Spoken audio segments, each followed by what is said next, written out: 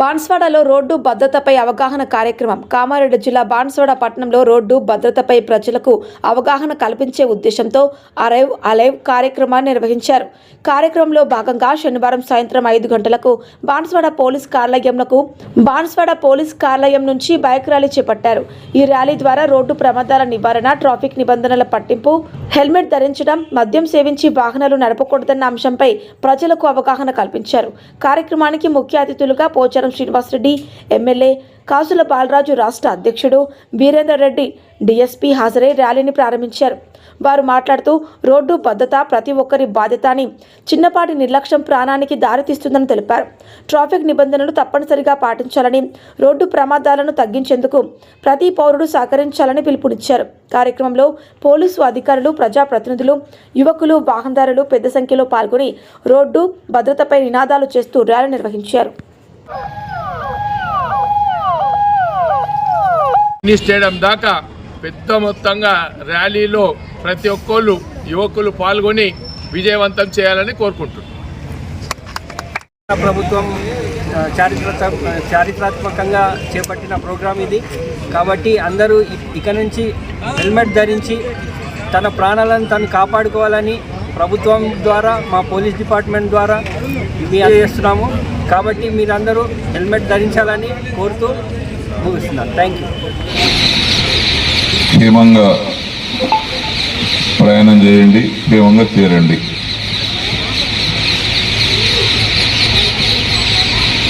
ఈ కార్యక్రమాన్ని మన స్థానిక పోలీస్ డిపార్ట్మెంట్ ద్వారా ప్రజల, యువకుల రక్షణార్థం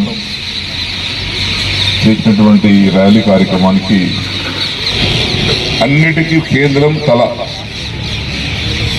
నీ కాలు పనిచేయాలన్నా ఇక్కడ లోపల ఉన్నటువంటి నరాలు మన వెంట్రుకగట్టు సన్నం ఉంటాయి, అందులో రక్త ప్రసారం అవుతుంటుంది.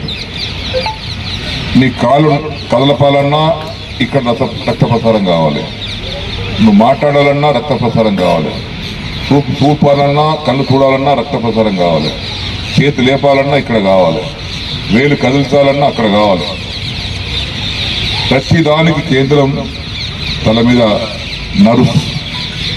ఆ నర్వ్స్ చితికిపోయినాయి అనుకోండి, రక్తం చితికిందనుకోండి, మొత్తం రక్తవంతం లోపల స్ప్రెడ్ అవుతుంది, మనిషి కోవలకు వెళ్ళిపోతాడు, మాట బంద్ అవుతుంది, కాలు చేతులు పడిపోతాయి, చూపు పోతుంది, నరక యాతన ఉంటుంది. చూస్తాగా దవాఖానలో ఆ బిడ్డను బతికించుకోవడానికి తల్లిదండ్రులు పడని యాతన ఉండదు. లక్షల రూపాయలు ఖర్చు పెడుతారు, ఆస్తులు అమ్ముకుంటారు, బంగారం అమ్ముకుంటారు, అప్పుల పాలవుతారు. చివరికి బతికినా ఒకవేళ 1%, 1-2% బతికినా అది బతుకు కాదు. ఏది చేసినా మన ప్రాణం కోసమే. ఒక్కరు గుర్తుపెట్టుకోండి, ఎవరైనా కానీ మన తర్వాత మన పిల్లలకి ఎవడు చూడరు.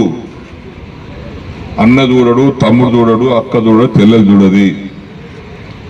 కేవలం సానుభూతి వ్యక్తపరుస్తారు తప్పితే వీరి జీవితాంతం వాళ్ళ జీవితం అగాధం అవుతుంది. అది గుర్తుపెట్టుకోవాలి. కాబట్టి దీన్ని దృష్టిలో పెట్టుకొని మన పిల్లలకు జాగ్రత్తగా, మన తమ్ములకు, అన్నలకు, కుటుంబ సభ్యులకు ఈ విషయం పట్ల అవగాహన కలిగించాలి. నేను పోలీస్ వాళ్ళు కూడా విజ్ఞప్తి చేస్తున్నాను.